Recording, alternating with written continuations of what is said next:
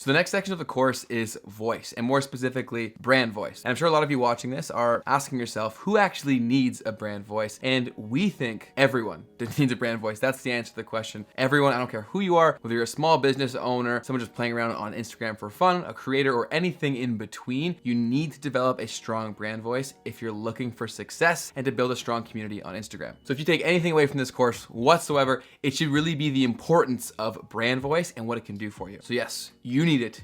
I don't care who you are, you need a strong brand voice. And the next question you probably have is, well, why do I need that brand voice? And the answer is pretty straightforward. If you don't have a consistent and developed brand voice, how are people to know who your brand is, what your personality is, who you are, and why they should care, or who they actually would resonate with? So essentially, if you don't know who someone is, how can you know if you like them or you don't? So establishing this strong sense of brand voice really makes it easy for your people to find you, connect with you, and want more of it because they attach and associate with your unique brand voice. Brand voice helps people who come across your content know immediately what your tone is and what they can expect to get from following you. Are you funny? Are you somber? Are you being educational? All of these different pieces help to establish your brand voice. And this will be the core reason as to why people follow you and why they stick around. I mean, why do you think Wendy's has so many followers on Twitter or Duolingo on TikTok? It's because their brand voice and personality are so effective and on brand that no one can miss out on who they are and what they're trying to market. When it comes to Instagram captions, having more of an informal tone is the best approach. It makes you far more personable and far more approachable, which can really help to boost levels of engagement because people aren't too intimidated to actually start a conversation. And we all know that engagement is super valuable for our brand and growing on Instagram, so doing anything we can to get more of it is always a good thing. So look at your caption and read it to yourself. Does it sound like you? Is it approachable? Would you honestly engage with it if it was someone else's caption? If the answer is no to that one, definitely tweak it a bit. The best way to write a caption is speaking how you normally would speak in person. No one wants to read a caption that could have been written by a robot because people follow other people. So give them that opportunity to connect with you and actually be a person. Your followers are following you for a specific reason and they stay around for that same reason, and it's you. So be sure to share that. So what is a good brand voice? So a brand voice is the personality that a brand, a content creator, a social media manager, or anything in between uses to consistently communicate with their following and their audience. I'm sure you follow certain brands and content creators that have a very unique and distinct way of communicating online. Some of them are super funny, some of them are super informative, some are inspirational. Whatever their personality is, it very much comes through their captions, and you can tell it right away and you can feel it as well. You read their caption, you know what they're getting, you know what they're all about because of their brand voice. So before you even get started with your Instagram account, make sure you know what you want to sound like on Instagram. It will make writing captions so much easier. So now let's break down how to develop your brand voice. Step 1, figure out who your audience is. Knowing exactly who you're talking to is gonna help establish your brand voice. If most of your audience is older women, you're not gonna write as if you're talking to Gen Z, or you'll majorly deter them from your content. Nothing is worse than making your target audience feel old. Look through your demographics and get a baseline on who your overall audience is. How do they identify? How old are they? Where do they live? All of these will be huge factors in how you create your unique brand voice. Step number 2 is to establish your tone. Your brand tone is how you say something when you're speaking to your audience. Are you more upbeat, mellow, sarcastic? Figuring out the tone for your brand voice will help you create captions that are always on point and on brand. Once you completely nail down the tone and voice, your captions will come to you far quicker and you won't spend half your morning tearing your hair out wondering, why can't you come up with something clever, brain? It will be substantially easier because it will just flow naturally because you're just being your brand's voice and it will feel second nature once you have it really established and ironed out. Tip number 3 is to review your current voice. If you're looking for guidance and help on what your brand voice should be, take a peek at your previous posts. Does the voice sound the same across all posts? Or is there inconsistency that can lead to confusion for your audience? Is there a particular post that had a lot of engagement and a really great tone of voice in the caption? Taking the time to review your previous content to see what's working versus what should be trashed will really help you identify your brand's personality and voice. So now on to the next subject within brand voice, which is the use of emojis. And emojis are a very powerful tool to really double down on the things that we've already covered within this section. So outside of using emojis to highlight a specific call to action like we touched upon earlier, they're also a great tool to add some extra pizzazz or highlight your personality. It really gives you another opportunity to let yourself shine and allow people to connect with you uniquely and your brand voice and personality. And using them in a way that is uniquely you within your captions is always a great idea. Now, before you go loading up your next caption with the heart eye emoji, which is something I've been guilty of in the past, you do want to be sure to not overuse emojis and use them in a strategic strategic way